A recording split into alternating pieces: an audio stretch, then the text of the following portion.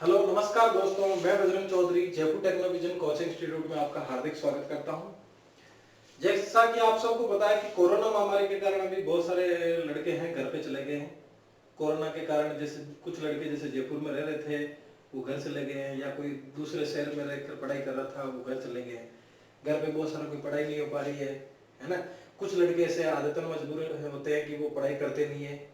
पहले 3 महीने पढ़ाई करी, फिर 4 महीने बीच में पढ़ाई छोड़ दी, फिर वापस 3 महीने पढ़ाई करेंगे या 4 महीने पढ़ाई करेंगे, फिर ऐसे पढ़ाई छोड़ देंगे। तो ऐसे तो सिलेक्शन होना ही नहीं है। तो अगर सिलेक्शन लेना है तो आप बीच में जो पढ़ाई स्टॉप करते हो ये बिल्कुल बंद करना, ये करना बिल्कुल बंद कर दो। आपको रेगुलर पढ़ाई रखनी है। अगर आप पहले 10 घंटे पढ़ाई कर रहे थे, अब आप 6 घंटे कर रहे हो तो कोई बात नहीं, लेकिन पढ़ाई रेगुलर होनी चाहिए, है ना। तो ज्यादा से ज्यादा आपकी अपनी सीटिंग बनाओ, उसको बिगाड़ो मत। ऐसे 3 महीने पढ़ाई करना फिर 4 महीने के बीच में डिस्टर्ब हो जाना, ऐसा सिलेक्शन नहीं होता है। आपका समय बीतता जाएगा, आपकी वैकेंसी आती रहेगी जाती रहेगी, सिलेक्शन नहीं होता है। अगर जेईएन में सिलेक्शन लेना होता है तो कोई भी बंदा अगर 6 से 7 महीने अगर रेगुलर पढ़ाई करे तो ऐसा कोई एग्जाम नहीं है जिसमें आप फाइट नहीं कर सकते। प्रत्येक एग्जाम में आप लग सकते हो, ठीक है। तो अपन आगे अपने टॉपिक को कंटिन्यू करते हैं। जैसा कि फर्स्ट जो लास्ट लेक्चर था उसके बारे में अपन वर्किंग स्ट्रेस मेथड के बारे में पढ़ रहे थे। तो ये वर्किंग स्ट्रेस मेथड है अपना कंप्लीट नहीं हुआ है, अपन इसके बारे में आगे पढ़ते हैं।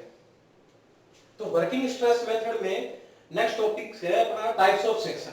तो सेक्शन 3 प्रकार के होते हैं। जो जैसे वर्किंग स्ट्रेस मेथड को डिजाइन करेंगे तो 3 प्रकार के हैं, चाहे लिमिट को भी करेंगे तो 3 प्रकार के सेक्शन। इनका मेन जो पॉइंट है वो सेम ही है, लेकिन कोई इसको वर्किंग स्ट्रेस मेथड के रेस्पेक्ट में पढ़ते हैं, उनको लिमिट स्टेट मेथड के रेस्पेक्ट में पढ़ेंगे। बाकी सेक्शन चाहे लिमिट हो चाहे वर्किंग हो, तीनों दोनों में ही 3 प्रकार के होते हैं। Balanced section, under reinforced section, over reinforced section. Under reinforced section का मतलब है रेनफोर्समेंट कम होना, और ओवर रेनफोर्स्ड सेक्शन का है कि रेनफोर्समेंट की मात्रा अधिक होना। जैसा कि आपको सबको पता है कि बीम के डिजाइन करते समय अगर उसमें यदि रेनफोर्समेंट ज्यादा भी लगा दिए जाए तो सेक्शन खराब हो जाता है, सेक्शन सही नहीं बन पाता है। तो अपने को डिजाइनिंग को पूरा समझना है, उस हिसाब से देखना है। जैसे ये आरसीसी बीम का क्रॉस सेक्शन है, न्यूट्रल एक्सिस के नीचे टेंशन जोन है, न्यूट्रल एक्सिस के ऊपर कंप्रेशन जोन है, ये इफेक्टिव डेप्थ है, ये इसकी बीम की विड्थ है। मैंने 3 डायग्राम बनाए, एक बैलेंस्ड के लिए, एक अंडर के लिए, एक ओवर के लिए। अभी इसमें आपको तीनों डायग्राम एक जैसे दिखेंगे, तो आगे देखते हैं। तो जैसे अपन बात करते हैं कि तीनों में ये डायग्राम कैसे हैं, कौन सा डायग्राम है, तीनों ही स्ट्रेस डायग्राम है। स्ट्रेस डायग्राम कैसे है, लीनियरली है। तो कंक्रीट के अंदर जैसा कि मैंने बताया, जैसा कि स्टील का कंप्रेशन जोन में स्टील के अंदर मैक्सिमम कंप्रेसिव स्ट्रेस ये आ रहा है, इसको अपन बोल रहे हैं मैक्सिमम परमिसिबल स्ट्रेस। यानी इससे ज्यादा स्ट्रेस अगर डेवलप होता है तो कंक्रीट फेल हो जाती है। इसी प्रकार स्टील के अंदर जहां स्टील लग रहे हैं वहां स्टील के अंदर permissible stress, maximum permissible stress ये है, इसके इधर स्टील फेल हो जाएगा, ठीक है। तो परमिसिबल स्ट्रेस से ज्यादा स्ट्रेस आते ही, डेवलप होते ही सेक्शन फेल हो जाता है। तो जैसे मैंने सभी का मैक्सिमम परमिसिबल स्ट्रेस प्लॉट करके उसको दर्शा रखा है। तो अपन बात करते हैं सबसे पहले बैलेंस्ड सेक्शन की। तो बैलेंस्ड सेक्शन में क्या होता है कि बैलेंस्ड सेक्शन क्या होता है कि वह सेक्शन जिसमें कंक्रीट के अंदर डेवलप स्ट्रेस, ये कंक्रीट के अंदर डेवलप स्ट्रेस होगा इस जोन में, तो ये स्ट्रेस डेवलप होकर इधर बढ़ रहा है, स्टील का इधर बढ़ रहा है। तो जब कंक्रीट का परमिसिबल डेवलप स्ट्रेस अपने परमिसिबल पॉइंट पर पहुंचता है, उसी समय स्टील में डेवलप स्ट्रेस अपने परमिसिबल लिमिट तक पहुंचता है सेम टाइम पे। तो जब कंक्रीट में परमिसिबल डेवलप स्ट्रेस यहां होता है, जैसे डेवलप स्ट्रेस सपोज करो कि ये है CA, ये यहां आता है, उसी समय स्टील के अंदर परमिसिबल जो स्ट्रेस, जो डेवलप स्ट्रेस होता है वो इस पॉइंट पर इसी समय वो आता है TA/M। तो ये जो सेक्शन बनता है, इस सेक्शन की जो न्यूट्रल एक्सिस है ये न्यूट्रल एक्सिस कहलाएगी। ये neutral axis critical neutral axis कहलाती है, ये क्रिटिकल न्यूट्रल एक्सिस है। इसको कहते हैं, ये सेक्शन कहलाता है बैलेंस्ड सेक्शन। जैसे इसको मैंने NC से दर्शा दिया, ये बैलेंस्ड सेक्शन कहलाएगा, ठीक है। तो इसमें कंक्रीट और स्टील में डेवलप स्ट्रेस उनके परमिसिबल स्ट्रेस के लिमिट पर एक समान यानी एक टाइम पर पहुंचते हैं, उसको कहते हैं बैलेंस्ड सेक्शन। बैलेंस्ड सेक्शन का डिजाइनिंग में यूज किया जाता है। तो बैलेंस्ड सेक्शन की अपनी बात होगी। तो बैलेंस्ड सेक्शन में क्या है, जैसे मैं यहां लिखता हूं बैलेंस्ड सेक्शन। तो बैलेंस्ड सेक्शन में क्या है कि एन सी या एन, इन दोनों का मान होता है। जैसे इसको मैं अगर यहाँ पे बोल दूं कि डेवलप स्ट्रेस का मान जो कितनी है वो है एन, तो एन सी और an actual neutral axis depth और क्रिटिकल न्यूट्रल एक्सिस डेप्थ एक ही होती है, बराबर होती है। तो ये बैलेंस्ड सेक्शन हो गया। अब अपन बात करते हैं कि जैसे ये बैलेंस्ड सेक्शन है, तो बैलेंस्ड सेक्शन में ये यहां से लेके यहां तक की, यहां से लेके और यहां तक की ये जो डेप्थ है, इसको मैंने बोला क्रिटिकल न्यूट्रल एक्सिस डेप्थ है ना। यदि मैं बैलेंस्ड सेक्शन की तुलना में बीम के टेंशन जोन में एरिया ऑफ स्टील की मात्रा डिक्रीज कर देता हूं, तो स्टील में स्ट्रेस, डेवलप स्ट्रेस का मान कंक्रीट की तुलना में बढ़ जाता है। तो जब कंक्रीट का स्ट्रेस, डेवलप स्ट्रेस यहां तक पहुंचता है, तब स्टील में डेवलप स्ट्रेस अपने परमिसिबल लिमिट तक पहुंच जाता है। जैसे स्टील में परमिसिबल स्ट्रेस कितना है, Ta/m, ये अपने परमिसिबल लिमिट तक पहुंच गया। लेकिन इसमें ये जो Ca, जो डेवलप स्ट्रेस है, ये यहां तक ही पहुंचा है। तो इससे क्या होगा, अगर मैं और स्ट्रेस और लोड बढ़ाकर इस स्ट्रेस, इतना स्ट्रेस इसको परमिसिबल तक पहुंचाऊंगा, उससे पहले ये इधर से बाहर निकल जाएगा और इधर से फेल हो जाएगा। कहां से फेल होगा, टेंशन जोन में से फेल होगा। और टेंशन जोन में कौन फेल होगा, सबसे पहले स्टील पहले फेल होगा। तो स्टील कैसा मटेरियल है, डक्टाइल। तो ये जो सेक्शन बनेगा ये आपको डक्टाइल फेलियर देगा। तो इसको अपन कहते हैं अंडर रेनफोर्स्ड सेक्शन। तो मैं जैसे इसको यहां मिलाता हूं,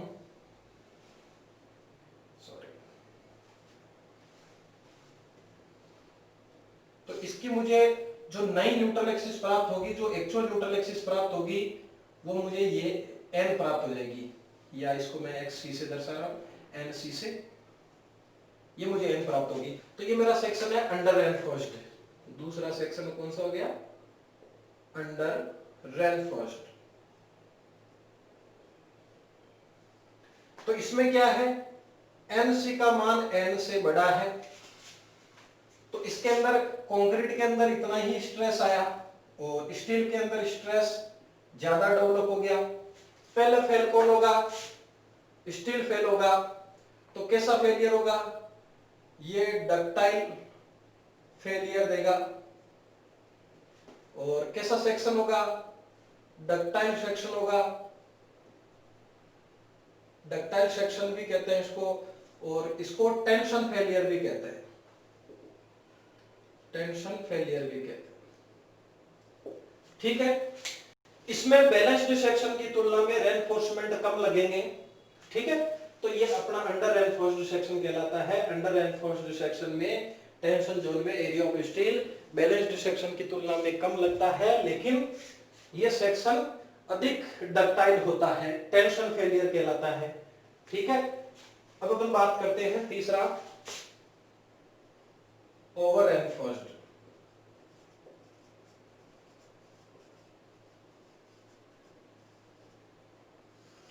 एक और इसमें यह है कि ये moment of resistance balanced section की तुलना में कम रोकता है। दूसरा कि ये बैलेंस्ड सेक्शन की तुलना में मोमेंट ऑफ रेजिस्टेंस कम रोकता है। और सेकंड कंडीशन ये है कि ये फेल होने से पहले वार्निंग देता है। जब अपना स्टील का ये स्टील पे फेल होता है तो अपना लोड ट्रांसफर कंक्रीट पे करता है। कंक्रीट की जो टेंसाइल स्ट्रेंथ होती है, जो टेंशन जोन में लगी हुई होती है, वो बहुत कम होती है, तो उसमें क्रैक आने लग जाते हैं। इसलिए ये जो सेक्शन होता है ये फेल होने से पहले आपको वार्निंग देता है। कौन सा, under reinforced section.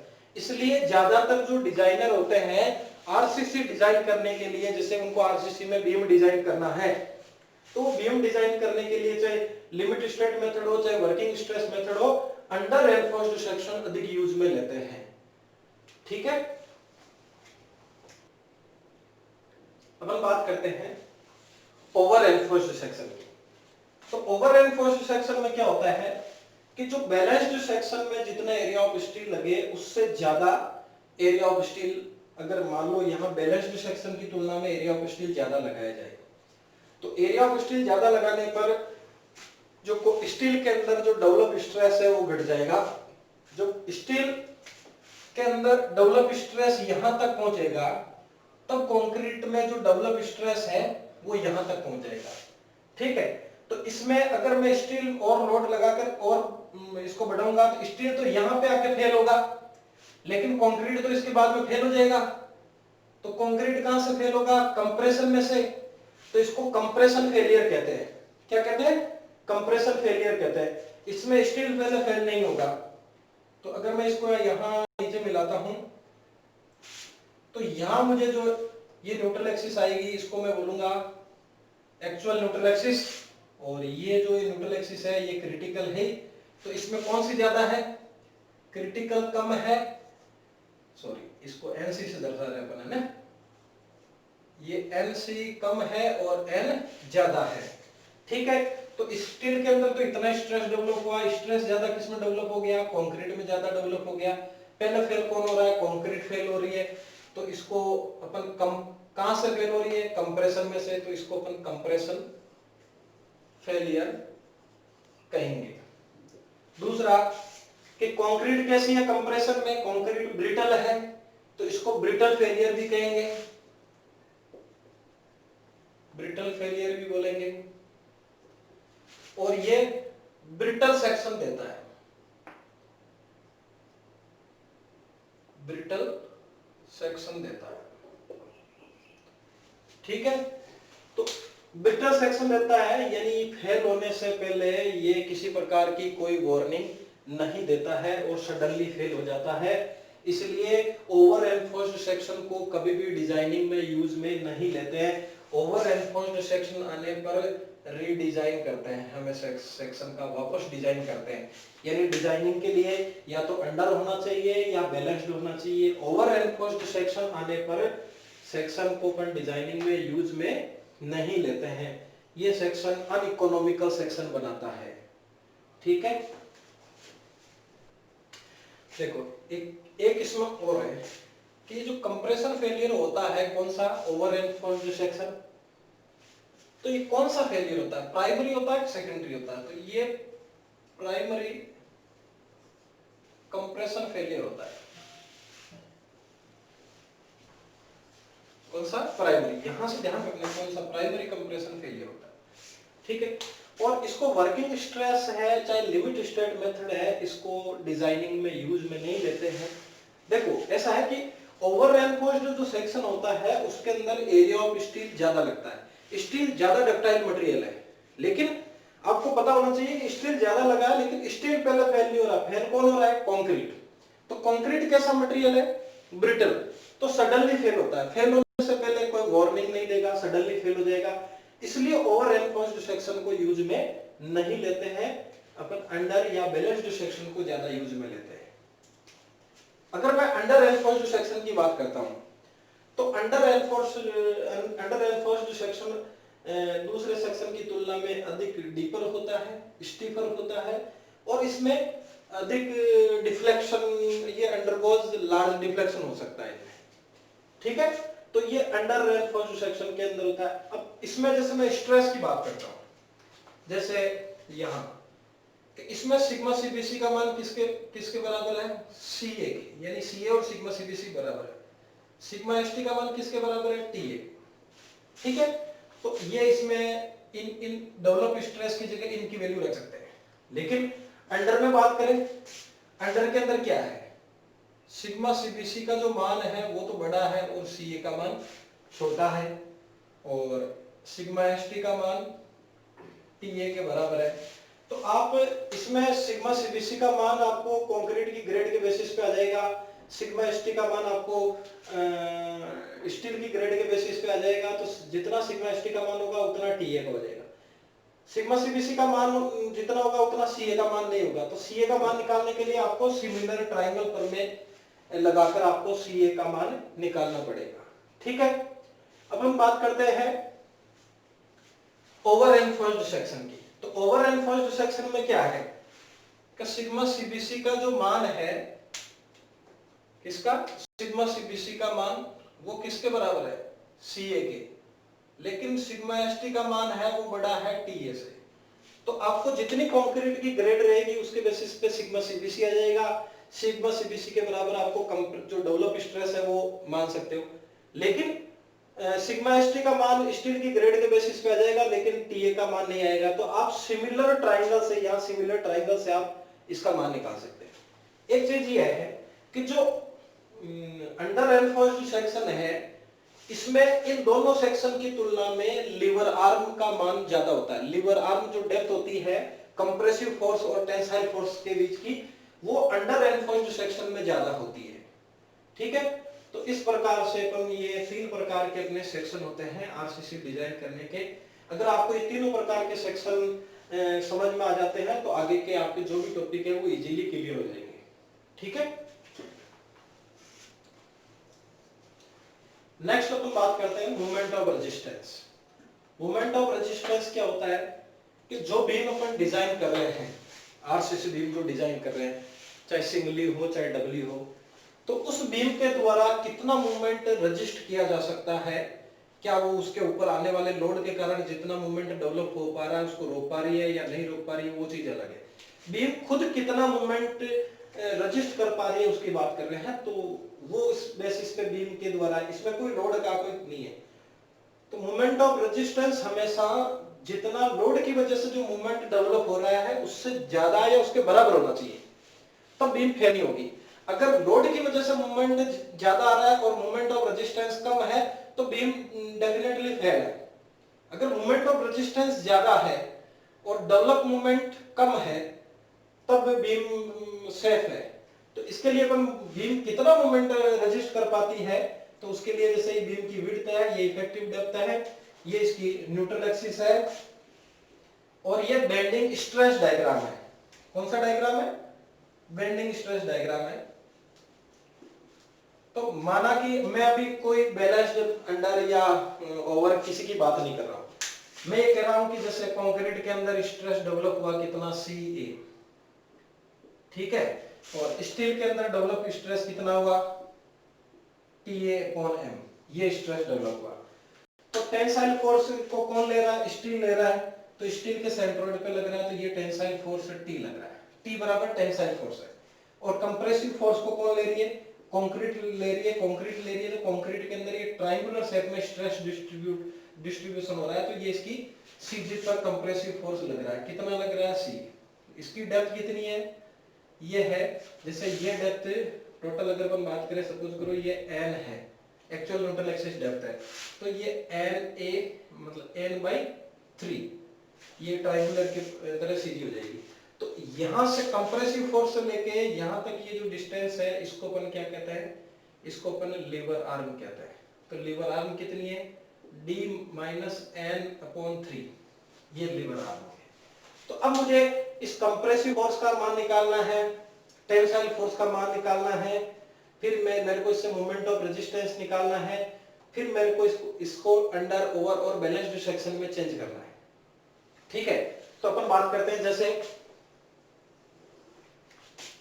Tensile force.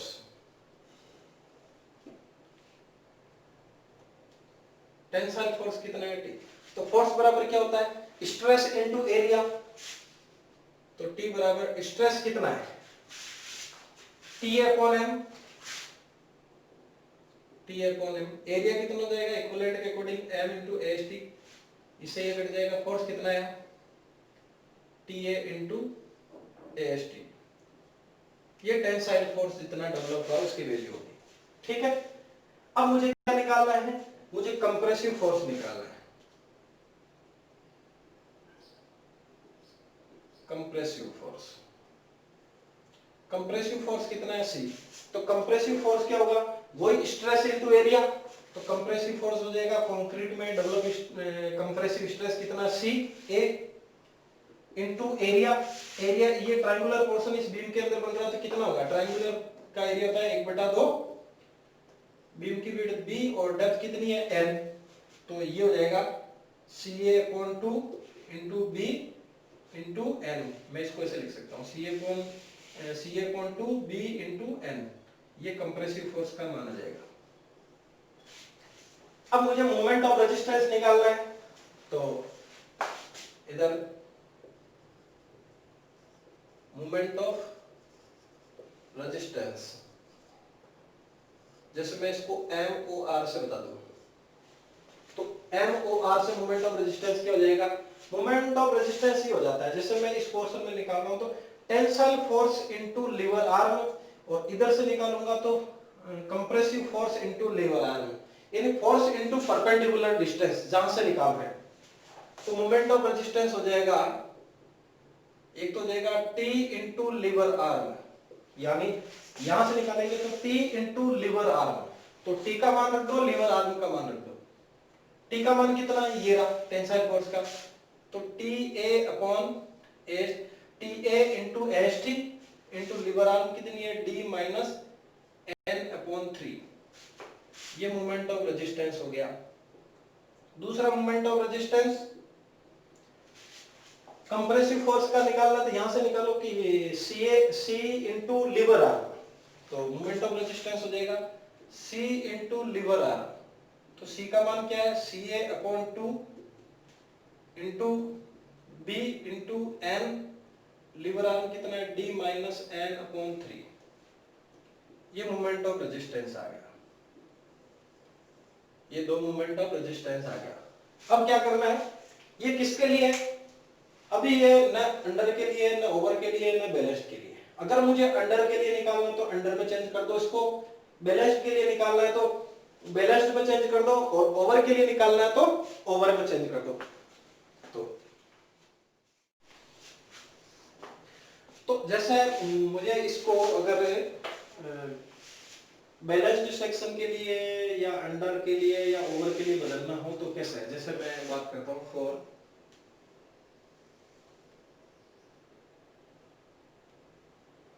Balanced section. Balanced section में पता है कि जो डेवलप स्ट्रेस है CA है, उसका मान किसके बराबर होता है, सिग्मा CBC के, और TA का मान किसके बराबर होता है, सिग्मा ST के, और N का मान किसके बराबर होता है, NC के, क्रिटिकल न्यूट्रल एक्सिस के बराबर। तो इसको मोमेंट ऑफ रेजिस्टेंस को अपन क्या लिख सकते हैं, यानी इसमें जो मोमेंट ऑफ रेजिस्टेंस है उसको लिमिटिंग मोमेंट ऑफ रेजिस्टेंस बोलते हैं, लिमिटिंग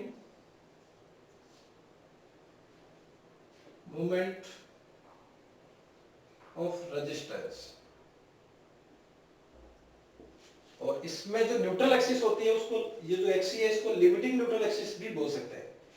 तो इस लिमिटिंग मोमेंट ऑफ रेजिस्टेंस का मान, जिसको MOR लिमिटिंग कह सकते हैं, तो इसका मान कितना होगा, इसका मान हो जाएगा MOR लिमिटिंग बराबर, जैसे एक ये है एक ये, ऊपर वाले की बात करते हैं, TA into AST D minus N/3, ये है ना।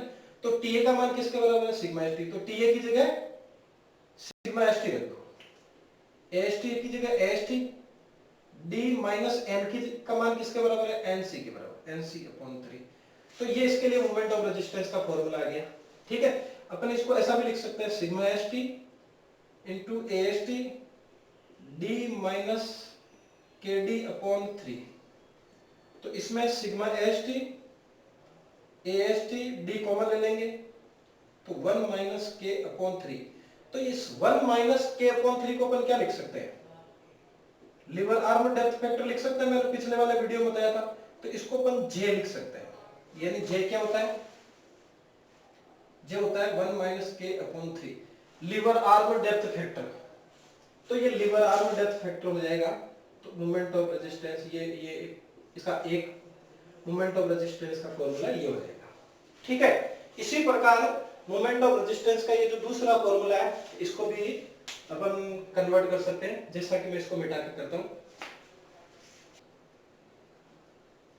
ये भी लिमिटिंग मोमेंट ऑफ रेजिस्टेंस क्या कहलाएगा, सीए। जैसे इस फॉर्मूले में देखो, इसमें सी है, इसकी जगह सिग्मा सीबीसी। सी ए का मान किसके बराबर है, सिग्मा सीबीसी के। एन का मान किसके बराबर है, एनसी के। फिर एन है, उसका मान एनसी के बराबर है। तो ये हो जाएगा sigma CBC upon 2 into B into N C D minus N C upon 3, ये हो जाएगा। तो इसको अपन क्या लिख सकते हैं, सिग्मा सीबीसी अपॉन 2, बी की जगह बी लिख सकते हैं, इसको के डी लिख सकते हैं, ये डी, इसको के डी लिख सकते हैं अपॉन 3। इसमें से एक डी कॉमन हो जाएगा, तो पहले से एक डी, डी स्क्वायर हो जाएगा। Sigma CBC upon 2 into B into K. इस बी को मैं उस साइड लिख देता हूँ, ये बी इधर आ गया और इसमें से डी स्क्वायर आ गया, तो ये इधर आ गया। तो इधर क्या रह गया, 1 माइनस के अपॉन 3, ये रह गया। तो ये जो वैल्यू है इसको मैं आर कह दूं, तो ये मोमेंट ऑफ रेजिस्टेंस का हो जाएगा आर, और उधर हो जाएगा बी डी स्क्वायर, ये R B D square. Moment of resistance, limiting moment of resistance का फॉर्मूला हो गया आर बी डी स्क्वायर। तो आर का मान क्या हो गया, ये आर हो गया sigma CBC upon 2 1 minus K upon 3। Sigma CBC आपको पता है ये परमिसिबल स्ट्रेस होता है कंक्रीट का, और के आपको पता है critical neutral axis depth factor होता है। तो ये इसको आर कहते हैं। आर कोएफिशिएंट ऑफ मोमेंट होता है, coefficient of moment of resistance, moment of resistance कहलाता है। ठीक है, तो ये अपन मोमेंट ऑफ रेजिस्टेंस निकाल सकते हैं बैलेंस्ड सेक्शन के लिए। तो इनको अपन चेंज कर सकते हैं। इसी प्रकार अंडर को चेंज कर सकते हैं, इसी प्रकार ओवर को चेंज कर सकते हैं, जैसा कि अपन आगे देखते हैं। अंडर रेनफोर्स्ड सेक्शन की बात करते हैं। अंडर रेनफोर्स्ड सेक्शन में एनसी का मान एन से बड़ा होता है, सीए का, सिग्मा सीबीसी का जो मान होता है वो सीए से बड़ा होता है, सिग्मा एसटी का मान टीए के बराबर होता है। ठीक है, तो इस फॉर्मूले में अगर अपन बात करें इस वाले में, तो मोमेंट ऑफ रेजिस्टेंस क्या हो जाएगा, टीए की जगह सिग्मा एसटी होता है, तो sigma ST into ST, D minus N से बड़ी होती है तो एन ही रखेंगे, वो कभी रख देंगे, ये हो जाएगा। दूसरा ये फॉर्मूला है, इसमें सीए से बड़ा है सिग्मा सीबीसी, तो यहां पर सिग्मा सीबीसी नहीं आएगा, वहां पे सीए ही आएगा। तो CA upon 2 into B into N D minus N upon 3, ये मोमेंट ऑफ रेजिस्टेंस आ जाएगा। सीए का मान मैंने बताया था आपको, सिमिलर ट्रायंगल से निकालना है, उस डायग्राम में आ जाएगा। नेक्स्ट अपन बात करते हैं किसकी, 4 ओवर रेनफोर्स्ड सेक्शन। तो इसमें क्या होता है कि एन सी का मान छोटा होता है, एन का बड़ा होता है। सिग्मा सीबीसी का मान सीए के बराबर होता है, सिग्मा एसटी का मान बड़ा होता है टीए से।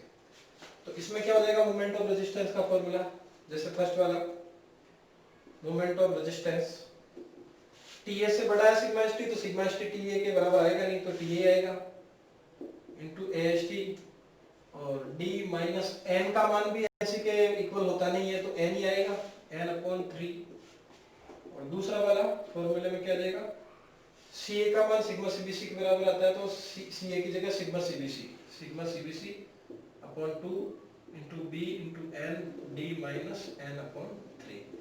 तो ये मोमेंट ऑफ रेजिस्टेंस के फॉर्मूले हो जाते हैं किसके लिए, वर्किंग स्ट्रेस मेथड में, अंडर, ओवर और बैलेंस्ड। इन जो फॉर्मूलाज है, इसमें सबसे ज्यादा जो ऑब्जेक्टिव क्वेश्चन बनते हैं वो हमेशा आपको ध्यान रखना है, बैलेंस्ड सेक्शन में से ज्यादा बनने की संभावना रहती है। न्यूमेरिकल क्वेश्चन आता है, जैसे आपको mu लिमिटिंग बराबर आर बी डी स्क्वायर दे दिया, पूछ लिया कि आर का मान क्या है, कि आर किसके बराबर होता है, तो वो जैसे मैंने अभी बैलेंस में बताया उस तरह से आपको बताना होता है। ठीक है, देखो जैसे मैंने बैलेंस्ड सेक्शन का बताया, क्या बताया था, मोमेंट ऑफ रेजिस्टेंस। मैं एक बार वापस दोहरा रहा हूं, अपने यहाँ डिजिट उतारने में थोड़ा सा प्रॉब्लम हो रहा है। क्या था, sigma CBC upon 2 into B into N C D minus N C upon 3, ये था ना। तो sigma CBC upon 2 into B, इसको अपन ने लिखा के इंटू डी, तो D minus K D upon 3 ये लिख दिया। तो ये हो गया सिग्मा सीबीसी अपॉन 2, इसको बी को इधर लिख दिया, डी को, ये डी कॉमन ले लिया, डी स्क्वायर है पहले, यहाँ पर ये के है और ये इधर हो गया 1 माइनस के अपॉन 3, ठीक है। तो ये मैं के यहाँ उतारना मेरे से मिस्टेक हो गया था, ये इसको उतारा नहीं था अपन ने, उसको मैं डायरेक्टली इसको मैंने बोल दिया था आर। तो आर में ध्यान रखना है कि ये आर जो है इसमें ये के भी आ रहा है, मैंने जस्ट आगे बढ़ाया ना, इसमें के भी आ रहा है, ठीक है। तो ये सिग्मा सीबीसी अपॉन 2 इंटू के इंटू 1 माइनस के अपॉन 3, ठीक है। इसको अपन क्या कह रहे हैं, इसको अपन आर कह रहे हैं, तो इसको अपन जे भी कह सकते हैं, ये जे भी हो सकता है। तो ये सिग्मा सीबीसी अपॉन 2 इंटू के इंटू जे, ये भी हो सकता है आर बराबर, ठीक है। तो ये थोड़ा उतारने का है, तो आप देख लेना इसमें, ये वापस इसको करेक्ट कर लेगा, ठीक है। जैसा कि अपने मोमेंट ऑफ रेजिस्टेंस हो गए। अब इसके बाद में जैसे कई बार इसमें से जैसे आप बुक्स वगैरह सॉल्व करते हो तो ऑब्जेक्टिव छोटे छोटे क्वेश्चन बन जाते हैं न्यूमेरिकल, है ना। तो आप इसको मैं जो बता रहा हूँ उसको थोड़ा देखना, उसमें कई बार आता है, बाकी जैसे जेईएन एग्जाम में इस तरह के क्वेश्चन नहीं आते, लेकिन कई बार आ जाते हैं। तो आप उसको समझने की कोशिश करना कि प्रॉब्लम किस प्रकार की आती है ना। तो इसमें 3 प्रकार के क्वेश्चन आते हैं। एक में determine the moment of resistance, moment of resistance ये ज्ञात करना होता है। एक बार actual stress in concrete and steel, तो स्टील और कंक्रीट के अंदर जो स्ट्रेस डेवलप हुआ है वो ज्ञात करना होता है। और एक बार एरिया ऑफ स्टील ज्ञात करना होता है, या डिजाइन ऑफ बीम को डिजाइन करना रहता है, ठीक है। तो ये 3 प्रकार के इसमें न्यूमेरिकल क्वेश्चन बनते हैं, जिनसे छोटे छोटे ऑब्जेक्टिव क्वेश्चन बन सकते हैं। अब हम फर्स्ट की बात करते हैं, determine the moment of resistance. तो ये एक तरह से न्यूमेरिकल में भी काम आता है, determine the moment of resistance. तो इसमें आपको गिवन क्या दिया हुआ आता है, साइज ऑफ बीम, यानी बीम की साइज, यानी बी और डी दिया हुआ आएगा। ग्रेड ऑफ मटेरियल्स, इसमें आपको कंक्रीट की ग्रेड और स्टील की ग्रेड दी हुई है, ठीक है। और एरिया ऑफ स्टील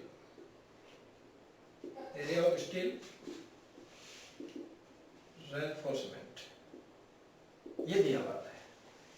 तो इसमें सबसे पहले इसको सोल्व करते हैं। तो क्या करते हैं कि सबसे पहले परमिसिबल स्ट्रेस ज्ञात करते हैं।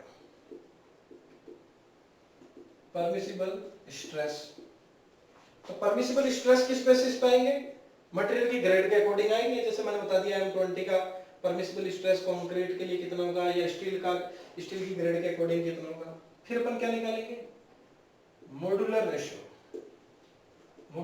यानी M कैसा निकलेगा, 200C/3 सिग्मा सीबीसी। तो सिग्मा सीबीसी परमिसिबल स्ट्रेस आ गया, यहां पर रख के मॉड्यूलर रेशियो M का मान ज्ञात कर सकते हो। इसके बाद एक्चुअल न्यूट्रल एक्सिस डेप्थ यानी n का मान ज्ञात कर सकते हो।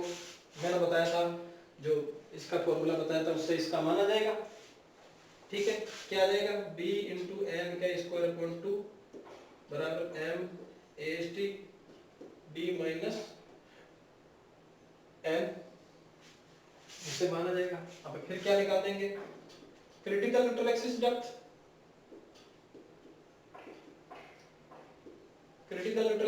का मान कैसा आ जाएगा, xc बराबर kd से, यानी m sigma cbc upon sigma S T M sigma CBC into D, इससे एक्सी का माना जाएगा। फिर क्या करना है, इनको कंपेयर करना है, कंपेयर सॉरी इसको एनसी बोल देते हैं, है ना। तो कंपेयर कर देंगे एन एंड एनसी। अगर एन का मान बड़ा है एनसी से तो कैसा सेक्शन है, ओवर। एन का मान एनसी के बराबर है तो बैलेंस्ड, और अगर एन का मान एनसी से छोटा है तो अंडर रेनफोर्स्ड सेक्शन। ठीक है, तो ये जो भी सेक्शन होगा उसका मोमेंट ऑफ रेजिस्टेंस का फॉर्मूला लगा के, मोमेंट ऑफ रेजिस्टेंस है अंडर है तो अंडर का, बैलेंस्ड है तो बैलेंस्ड का, ओवर है तो ओवर का, मोमेंट ऑफ रेजिस्टेंस लगा के ज्ञात कर सकते हैं। तो यहाँ मोमेंट ऑफ रेजिस्टेंस अपन ज्ञात कर सकते हैं ओवर का दिया हुआ, तो ओवर से अपन डिजाइन नहीं करते, ये तीसरी वाली प्रॉब्लम है, ओवर से अपन डिजाइन नहीं करते, बाकी आप मोमेंट ऑफ रेजिस्टेंस इसका ओवर से ज्ञात कर सकते हैं। ठीक है, अपन सेकेंड प्रॉब्लम की बात करते हैं, actual stress in concrete. Concrete के अंदर एक्चुअल स्ट्रेस, तो गिवन क्या दिया हुआ रहेगा, मतलब दिया हुआ क्या रहेगा, बीम की साइज दी हुई रहेगी, ग्रेड ऑफ मटेरियल, मटेरियल्स की ग्रेड दी हुई रहेगी, एरिया ऑफ स्टील दिया हुआ रहेगा,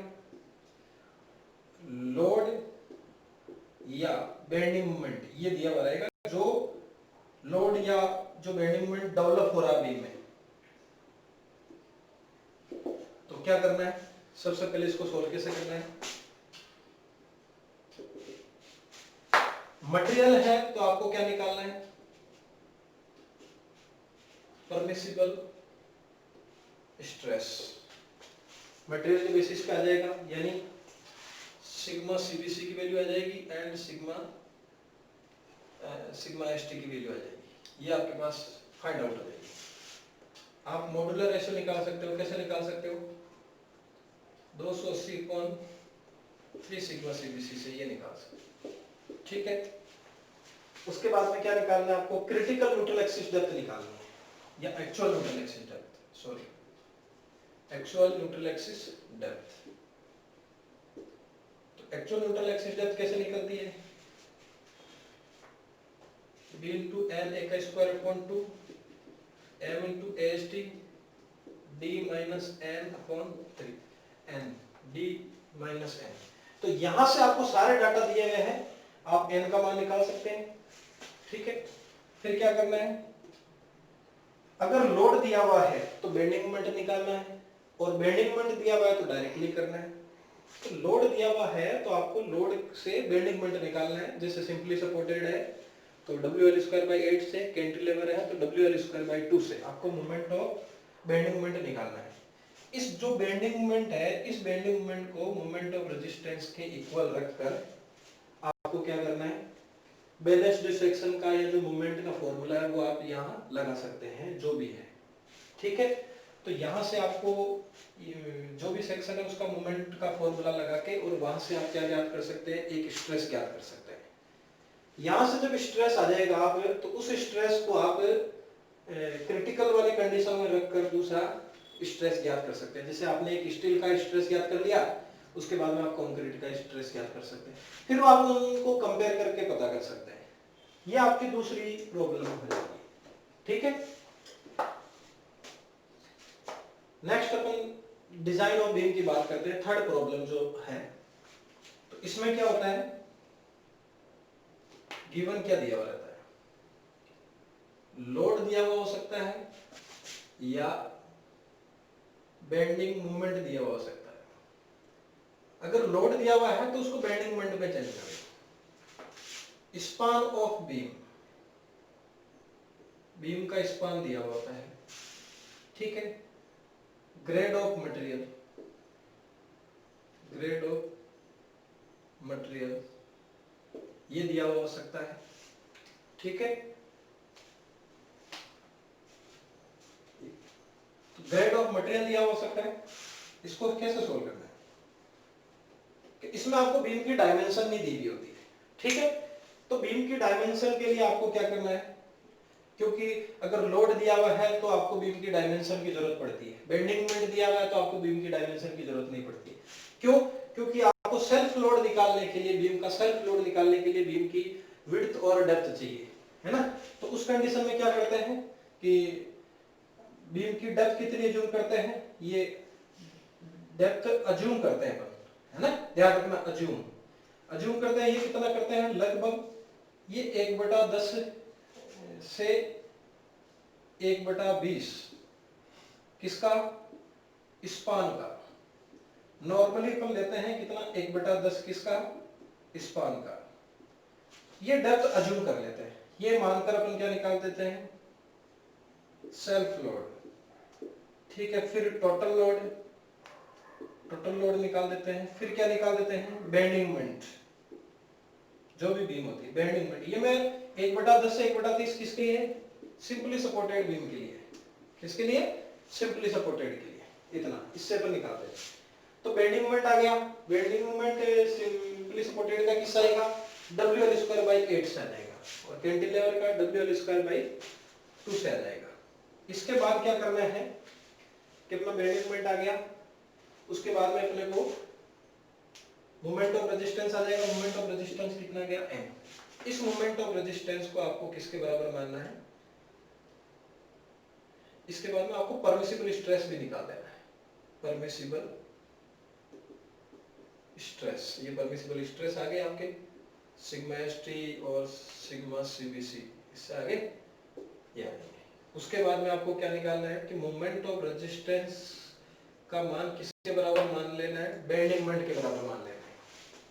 उस बेंडिंग बराबर के मानकर आपको एज ए बैलेंस्ड सेक्शन, कैसे, बैलेंस्ड सेक्शन। तो बैलेंस्ड सेक्शन का फॉर्मूला निकाल के क्या हो जाएगा, मोमेंट ऑफ रेजिस्टेंस का फॉर्मूला क्या होता है, R/BD²। तो R का मान ज्ञात कर लोगे, यहां से आपको डेप्थ निकालनी है, यानी D रिक्वायर्ड, ये रिक्वायर्ड डेप्थ है, यानी यहां से मिनिमम रिक्वायर्ड डेप्थ निकाल सकते हो। ये कई बार ऑब्जेक्टिव में भी क्वेश्चन आता है, यहां से रिक्वायर्ड डेप्थ कैसे निकालते हैं। तो D रिक्वायर्ड कैसे निकालते हैं, मोमेंट ऑफ रेजिस्टेंस बराबर R/BD²। तो D² कैसे D रिक्वायर्ड कैसे निकालेंगे, moment of resistance upon R/BD का रूट, यहां से। तो ये यहां से कई बार ऑब्जेक्टिव क्वेश्चन डायरेक्टली ये आपको दिया होता है, ये R का मान क्या होता है, मैंने अभी जस्ट बताया था। R का मान क्या होता है, सिग्मा cbc/2 k × j। तो ये आप R का मान निकाल सकते हो। R का मान को यहाँ रखो, बीम की ये रखो, विड्थ रखो, और विड्थ यहाँ आपने डेप्थ कितनी मानी, तो इसकी डेप्थ का आधा क्या जूम कर लो, विड्थ जूम कर लो। तो यहाँ विड्थ रख दो और यहाँ से आपकी डेप्थ आ जाएगी, ये D रिक्वायर्ड आ जाएगी। अब D रिक्वायर्ड आने के बाद यहाँ से आ जाएगी। अब D रिक्वायर्ड और D अज्यूम को कंपेयर कर लो, है ना। ये यहाँ से भी ऑब्जेक्टिव क्वेश्चन बनता है। अगर D अज्यूम आप ज्यादा ले रहे हो, यानी डेप्थ ज्यादा ले रहे हो D रिक्वायर्ड से, तो आपका अंडर रेनफोर्स्ड सेक्शन होगा। मैंने अंडर रेनफोर्स्ड सेक्शन में बताया था कि ये इसमें डेप्थ ज्यादा रहती है, ये डीपर सेक्शन होता है, दोनों अदर सेक्शन की तुलना में ज्यादा डेप्थ रखी जाती है इसकी, ठीक है। और अगर अज्यूम की गई डेप्थ D रिक्वायर्ड के बराबर है तो वो बैलेंस्ड सेक्शन होता है, ठीक है। और D अज्यूम की गई डेप्थ कम होती है D रिक्वायर्ड से, तो ये ओवर होता है, ओवर रेनफोर्स्ड सेक्शन होता है, ठीक है। तो आप जो भी सेक्शन है, ये कई बार यहां से भी ऑब्जेक्टिव क्वेश्चन बनता है कि सेक्शन किस प्रकार का है, ठीक है। तो दोस्तों ये वर्किंग स्ट्रेस मेथड के बारे में आपको एक बेसिक इंट्रोडक्शन था आपका। इसमें डिजाइनिंग में आप इसमें न्यूमेरिकल भी हो सकते हैं। जो भी मैं पढ़ा रहा हूँ, आप उन जो नोट्स वगैरह आपको यहाँ बताए जा रहे हैं या जो बोल रहा हूँ, आप उसको बिल्कुल अपनी कॉपी या नोट्स में लिख सकते हो, और फिर ज्यादा से ज्यादा ऑब्जेक्टिव क्वेश्चन की प्रैक्टिस करो। अगर आपको इसमें समझने में भी किसी प्रकार की कोई दिक्कत आ रही है, आपको समझ में नहीं आ रहा है, तो मेरे वेबसाइट नंबर या जयपुर टेक्नोविजन के नाम से एक हमने चैनल बना रखा है, तो उस पे या आप जुड़ सकते हो, उसमें आपको बता दिया जाएगा। या फिर बजरंग चौधरी या जयपुर टेक्नोविजन के नाम से फेसबुक आईडी है, उस पर भी जा सकते हैं आप। और मेरे व्हाट्सअप नंबर है 8875544938, मैं लिख देता हूँ, उन पे आप संपर्क कर सकते हो। 8875544938 ये नंबर है, मेरा व्हाट्सअप नंबर है। आप कोचिंग के लिए ऑफलाइन कोचिंग करना चाहते हैं तो भी आप मेरे को फोन करके आ सकते हैं, जयपुर में गुजर की थड़ी के पास में है। और आप मेरे से अगर किसी प्रकार की आपको कोई प्रॉब्लम है तो आप मेरे को यहाँ पर बता सकते हैं। और अगर हमारे किसी प्रकार की वीडियो में कोई दिक्कत आ रही है तो आप भी मेरे को मैसेज करके बता सकते हैं। देखो हमारा ये नया एक्सपीरियंस है, इस अभी ऑफलाइन से हम 2014 से ऑफलाइन चला रहे हैं और मैंने काफी सिलेक्शन दिए हैं, लेकिन ऑनलाइन प्लेटफॉर्म पे अभी तक हम आए नहीं, फर्स्ट टाइम आए हैं। तो थोड़ी बहुत टेक्निकली प्रॉब्लम आ रही है, जैसे थोड़ी सी लाइटिंग की समस्या आ रही है या ब्राइटनेस वगैरह डार्कनेस दिख रही है तो वो है या प्रॉपर नहीं दिख रहा है, तो उनको हम जल्दी सुधारेंगे। बाकी आपसे पढ़ाई से रिलेटेड कोई भी प्रॉब्लम नहीं आएगी। आपको जो भी सब्जेक्ट पढ़ाया जाएगा बिल्कुल कॉन्सेप्ट वाइज और डिटेल में पढ़ाया जाएगा, और आपको सारी चीजें आप यहाँ से पढ़ लोगे तो आपके कोई भी क्वेश्चन बाहर नहीं जाएगा। आप यहाँ से नोट्स बनाओ उनके और फिर आप अपनी किसी भी किताब को ले लो, चाहे आईएएस ले लो, गेट के क्वेश्चन ले लो, या ऑब्जेक्टिव में जैसे गुप्ता ले लो, यूथ ले लो, आप सभी बुक के जो क्वेश्चन है वो आप यहाँ से कवर कर सकते हैं। ठीक है, धन्यवाद।